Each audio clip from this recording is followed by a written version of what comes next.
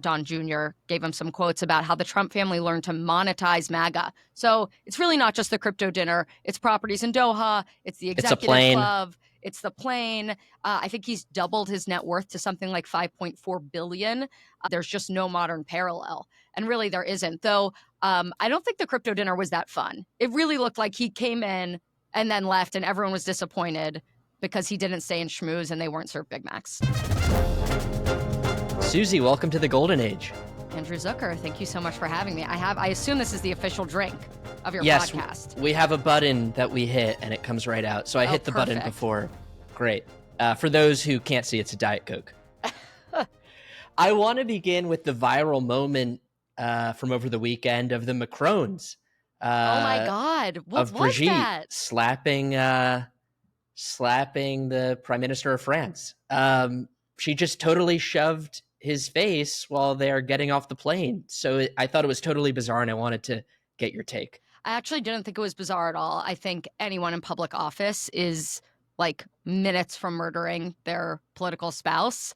And I'm sure those things happen all the time. It was like when Melania swatted Trump's hand. I'm sure there's many other instances of world leaders pushing each other. I mean, he sort of played it off like, oh, we were joking around. It was a moment of closeness. His office denied it. Like and then they ultimately had to explain it away. But I mean, there are definitely some odd dynamics in their relationship. I think he was 15, she was 39 when they met. Yes, she was his drama teacher. He was classmates with her daughter, I believe, maybe her son, but one of her children. Part. Yeah, so some odd dynamics there. I don't judge an age gap relationship. Like they're French, so I assume that's just hitting each other on a private jet is like part of the foreplay, I'm guessing. But yeah, I mean, it depends how deep you want to go. I don't know if it's this kind of podcast, Andrew. If you want to really talk about Brigitte Macron, maybe we should move on. Let's move on to the other big story from over the weekend, which is Jake Tapper's book. It's the book that everyone in DC is talking about. Yesterday, he even told Piers Morgan that the cover-up with Joe Biden could be worse than Watergate. And so I wanted to get your take. A lot of Democrats are flipping out over the part of the title, the cover-up part of the title. And so what's your take? Is it fair framing or is it out of line? I think it's completely fair framing. I think anyone with eyes sort of saw what was going on with Joe Biden. I mean, before but cover-up is a very specific term, that there was active... I mean, I haven't read the book yet, but I think that bears out in their reporting that, you know, they were lying about his acuity and possibly the fact that he had prostate cancer. But I mean, I think any American could have seen that, you know, when they said, oh, Biden stumbling is a deep fake. Is that what they called it? It's just like, it's like Brigitte Macron hitting her husband. You see it happening. You just roll the tape. If everyone can see it, then is it a cover-up? I think it depends. I think it depends on if there were medical diagnoses, if they actually lied about him having them. But I mean, this is the president of the United States. He's getting worked up more than any other human being on planet Earth. I don't believe that they didn't know about the prostate cancer and likely dementia, though I'm sure there's not like a blood test for that. And, you know, I think it's been a pretty nice gift to Trump, given the news stories and headlines that have emerged over the past week, particularly with the crypto dinner. It's totally distracted from that. Yes. I mean, Gabe Kaminsky, who's a reporter with me here at the Free Press, just put out a very well-reported story. Don Jr. gave him some quotes about how the Trump family learned to monetize MAGA. So it's really not just the crypto dinner. It's properties in Doha. It's the executive club. It's the plane. I think he's doubled his net worth to something like $5.4 billion. And Gabe got someone on the phone who said there's just no modern parallel. And really there isn't. Though I don't think the crypto dinner was that fun. It really looked like he came in and then left and everyone was disappointed because he didn't stay and schmooze and they weren't served Big Macs. Well, there was a special reception for the top 25 Trump coin owners. But yes, this was 220 people at his private club in Virginia. But he did do a special party or get together or exclusive gathering for the people who bought the most Trump coins. Right. I mean, you could argue, like, is this so different than, you know, a mega donor dinner in the Hamptons. But of course, at those dinners, it doesn't go to personally enrich the politician. Right. So do Republicans just not care anymore about corruption when it comes to their own people? I think the obvious answer is no, because it's happening right in front. They're not even trying to be. I don't think subtle there's about any it. other take besides that this was openly buying off. Yeah, I mean, I think it's like sort of corrupt on its face, but Eli Lake had a great piece for us about the art of the bullshitter, and people know Trump's a bullshitter, but they kind of like it because we sort of like, someone who exaggerates, someone who sort of gives off that they have more than they do, or they could give you something that they don't, and people can understand or at least recognize bullshitting as like kind of a great American tradition, but the American voter does not like lying. And there's a fine but important line between the two of those. And I'm not sure it helps cryptocurrency and its overall perception, given that it was used in this case for corruption. Right. I mean, I think if crypto is going to stand the test of time, this really won't matter. It's interesting. What was the president? Gabe wrote about it in his piece. Ulysses S. Grant his brother-in-law tried to convince the president not to sell the government's gold supply so that he might become enriched off of it. So, the Trumps sort of selling MAGA crypto dinners with Trump coin. I mean, there's a long line of presidential corruption that this comes from, but I don't think it necessarily negates the value of Bitcoin or cryptocurrency. And Trump had another big event last week, which was that the House passed the big, beautiful bill. It only passed because Congressman Connolly, unfortunately, died from throat cancer. Yeah. Yes. So third Dem in the House to die in the past 3 months. Yeah. 8 since 2022. All Democrats. So what does it say about the party that all these members are dying? That they've no one to replace them. I mean, I think, nothing a boomer loves more than holding on to power. But I think if they felt, and I think this is what you saw with the Biden presidency, he's like, yeah, I'm too old, but who do you want to do it? No one wants to vote for Kamala. She's never won a national election. But I think the Democrats are just digging themselves into a deeper and deeper hole. We're doing another series at the Free Press called Ancient Wisdom about, things like aging gracefully, when to get plastic surgery, how to be a widow, and when to, sort of understand and recognize that it's time to hang it up. And I think a lot of Democrats, I can think of Ruth Bader Ginsburg, Dianne Feinstein, Joe Biden. Right. So they've lost the SCOTUS, they've lost the presidency, the House, all from kind of this geriatric mindset of a party. Yeah, and I don't know if it's hubris. I don't know if it's, this idea of we know how to do it better and we did it the first time, so everyone can stand out of the way. But they're ruining their legacy. I mean, the individual politicians are each ruining their legacy by doing this. And increasingly, they're letting the Republicans sort of take the mantle as the young, muscular party, which was never the case before. But I also think Republicans have undergone a realignment, right, in a way that Democrats haven't. And so there's been this obviously MAGA shift in the Republican Party, which has introduced a new wave of new voices, oftentimes younger than the old guard, the McConnells of the world. And it speaks to kind of Democrats they've realigned certainly a little bit, but not to the same extent that MAGA has totally shifted the Republican Party. It's sad too, because Beto looked so good on that Vanity Fair cover. I really thought that didn't age well at all. This is going to be Beto's year in those jeans, and he dropped some F-bombs. I think Democrats are just, I mean, who else is a young Democrat? I mean, I was a Senate page in 2012, which was it was, I think, one of the oldest it was one of the oldest group of senators. You had Daniel Inouye. I think he was about 100. You had Senator Rockefeller from Virginia. He was extremely old. And back then, Kirsten Gillibrand was the new young hot thing. She was oh my God, she is an 18-year-old. She's a kid. Barbara Mikowski was in the Senate then, also extremely old. Al Franken had just left. He was thought of as sort of the young future of the party. Cory Booker, even think was a senator yet. But it just goes to show, I mean, the Democrats have been extremely old, probably for 15 years. That's kind of my perception of it.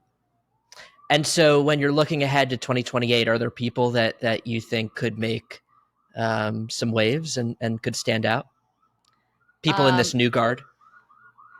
People in the new guard. That's such Wes Moore, Pete Buttigieg. Why no Pete? He's too short. Too short? Yeah, I think he's too short. No, I think Pete is just like tarred by like the Biden cover up. He was part of the Biden White House, and I think the whole like, you know, he had him and his bio, and then he took it down, and it's sort of like you would almost respect it more if he actually believed it, but it just sort of showed that he kind of goes with the wind. It's the same thing with Newsom. I think that's part of his issue too. Yeah, but at least I mean, I don't think the country is going to vote for the man who presided over the current state of California. Honestly, Rick Caruso. He's first got to win the I LA think he's mayor's the future race. of the Democratic Party is probably Rick Caruso and people more sort of like what you would think of, at least physically, as like an old school Republican, like a classic Republican, like a Ronald Reagan type. And so I want to talk about a potential third party in 2028. And that would be RFK maybe running again, perhaps with Tulsi Gabbard. Do you think that's a possibility? Everyone's tossing around the usual names, but no one really seems to be talking about the Maha movement outlasting the MAGA and being its own party. I don't know. I don't pay attention to politics that much, but like Kennedy, his support Yang seems to keep growing. And also, by the way, his support within this kind of new media ecosystem seems to be as strong as any politician. I think like a lot of people laughed off Tulsi Gabbard, RFK, of course, Marianne Williamson in the 2020 election, and I think they did that to their own peril.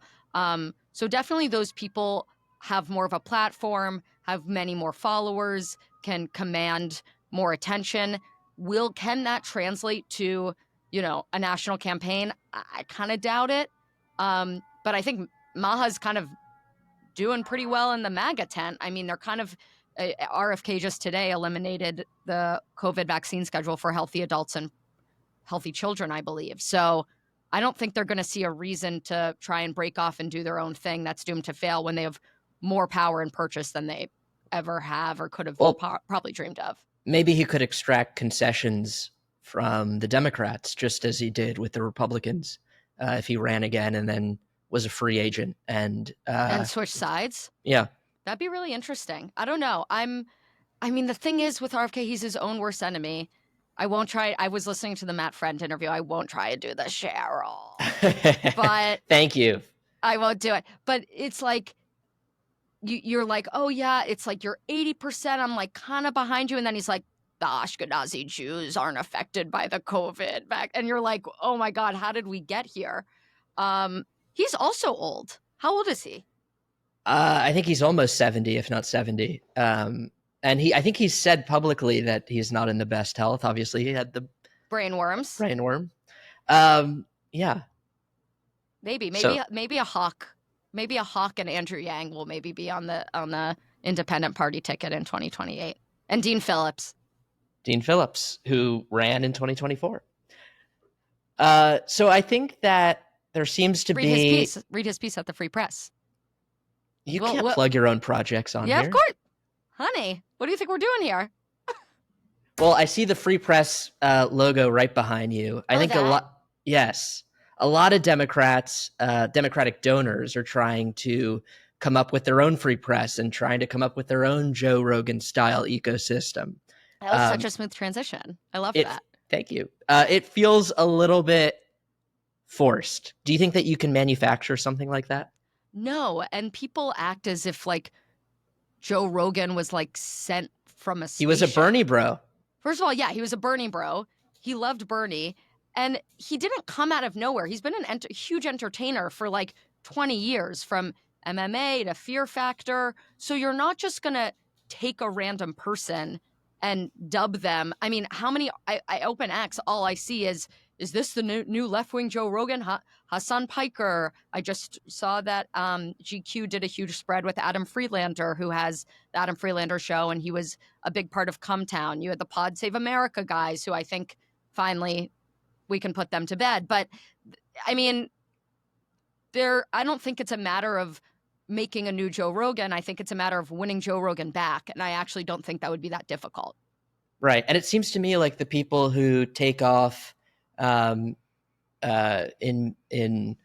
right-wing media circles and left-wing media circles are both anti-establishment. And so if you have the establishment funding the new voices, I feel like it's a recipe for disaster. Also, when you have someone like David Hogg being like, we made men feel so bad, it's like, you mean what you did?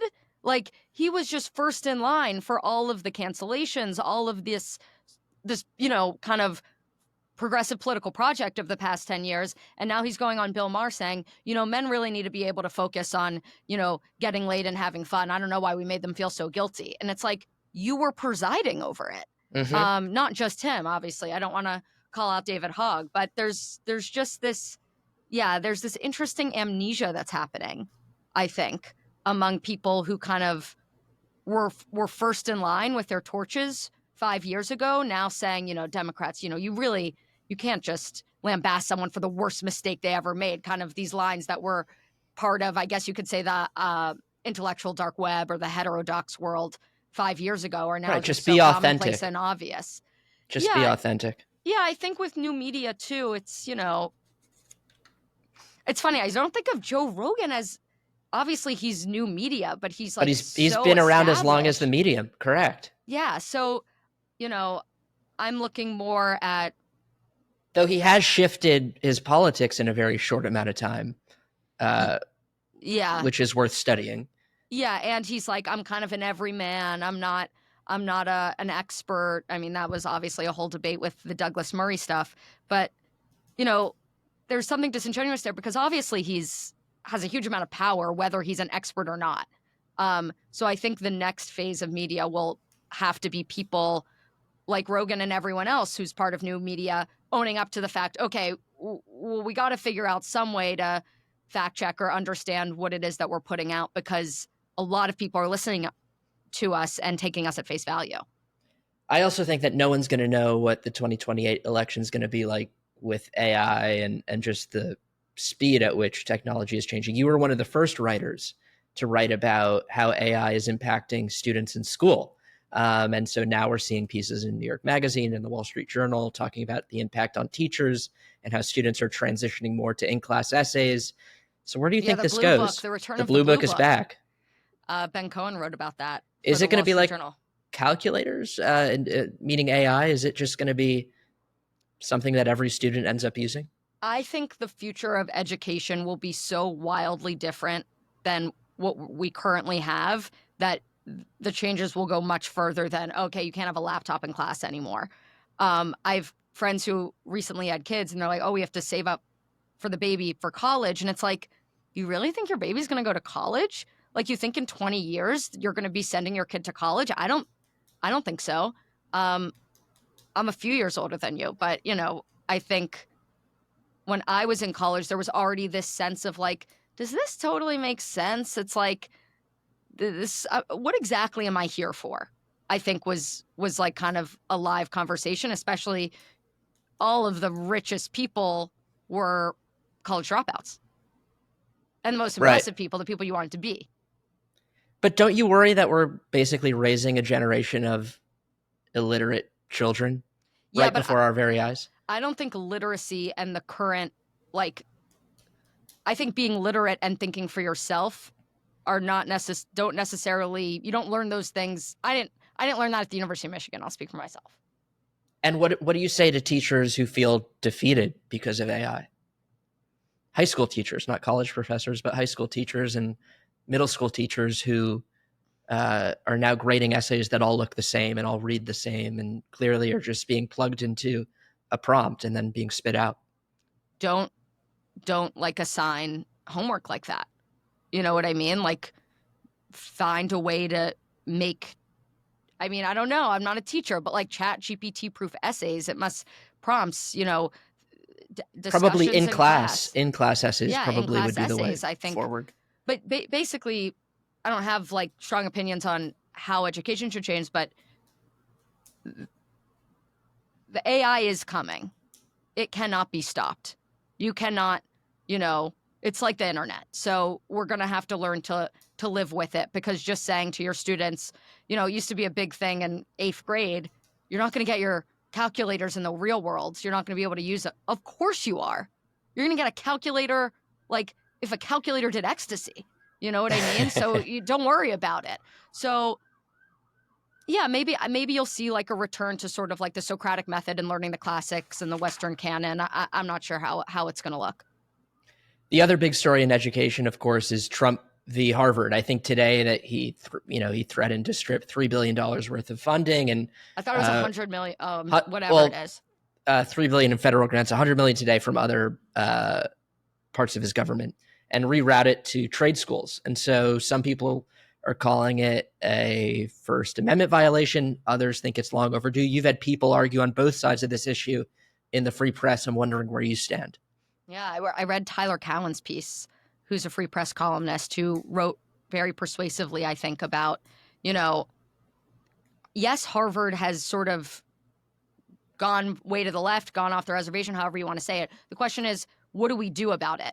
Is it, you know, these arguably unconstitutional or illegal retaliatory attacks on Harvard and pulling their federal funding? Or is it, and this is always on the side I come down on, build new things, forget the old world? Like, as far as I'm concerned, like, Harvard can choke. Like, I don't know. Like, that's not my alma mater. I don't really stay up at night worrying about, like, the state of Harvard and, you know, if it's going to get an extra $100 million of funding this year. I just don't. But I don't think what Trump is doing is probably legal, though. I then read Solveig Gold, who wrote about, like, what is the point of universities?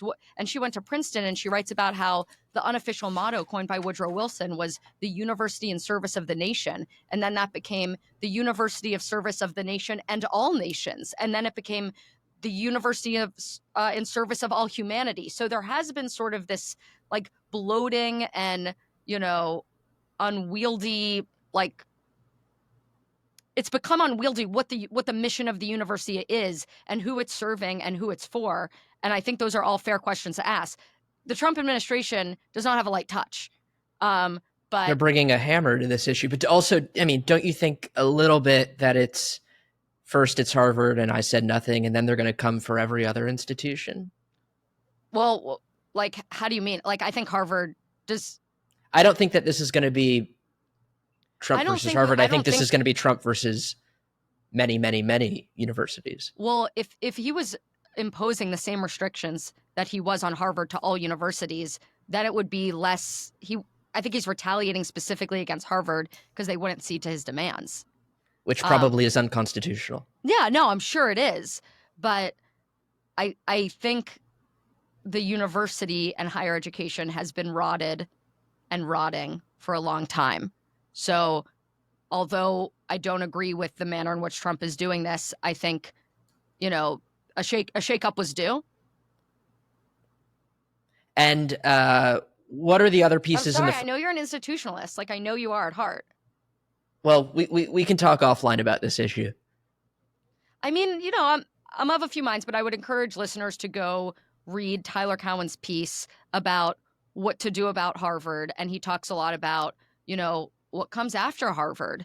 What does AI have to do with what comes next for Harvard? Of course, you have, you know, Harvard is one of the leaders in sciences and biosciences. And you hear about these, you know, 80, 90-year-old studies that are being axed. And of course, you know, those things are horrible. But I think we're in a pregnant moment in terms of education and what comes next. And I don't think it's going to look anything like what you or I experienced.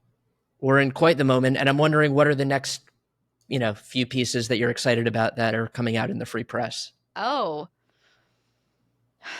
well, I have a weekly culture column now, which I'm very excited about. You took on Anthony Bourdain fans this weekend. I did take on Anthony Bourdain fans. I got a lot of text messages, and I've like written about pretty controversial subjects, as you know. I've never gotten more texts like, how dare you? Like, you went too far. Yeah, what were you thinking? I was thinking it's annoying that like the legacy of Anthony Bourdain is that you can sort of that all you should do is like kind of seek out the most like thrill-seeking novelty behavior around food. I mean, I think food culture is broken in many ways. I think part of the reason it's broken is because of, you know, everyone kind of chasing the high, the bar that Anthony Bourdain set. But yeah, So you're more a Tucci. I love person. Stanley Tucci. I think he's great. I think he's a good role model. I think he's a good eater. He's a good, what's the word I'm looking for? What's mixologist? No, not a mixologist. Of course I'm going to think of it. Like a gourmand, but not like a hedonist, but like an eater and drinker, whatever. I'm going to think of it later, and then we'll tell the listeners. But we'll put it in the show notes. Yeah, we'll put it in the show notes. Any other pieces that are coming out that you're excited about? I just did a big piece on Ozempic that I'm really proud of. Your mother reached out to me. She really liked it. Great. I was happy about that. I think I'm probably gonna do something on like the wellness to Jesus pipeline. A lot of wellness influencers are becoming more religious. Yeah. Which I find interesting. I'm always on the lookout. I saw the movie Friendship last night, and I'm going to write about that. I'm going to write about And Just Like That, the TV show.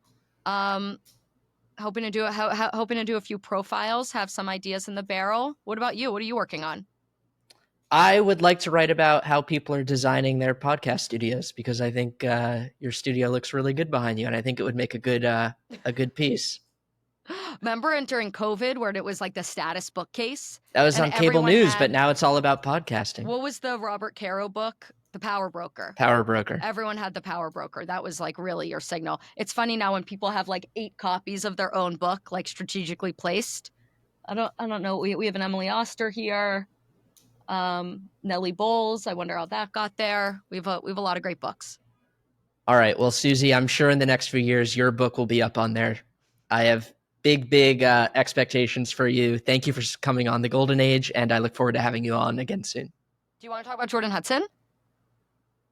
Why don't we save that for the next time? Okay, let's save it for the next time. Thanks so much, Suzy. Andrew. Bye. Bye.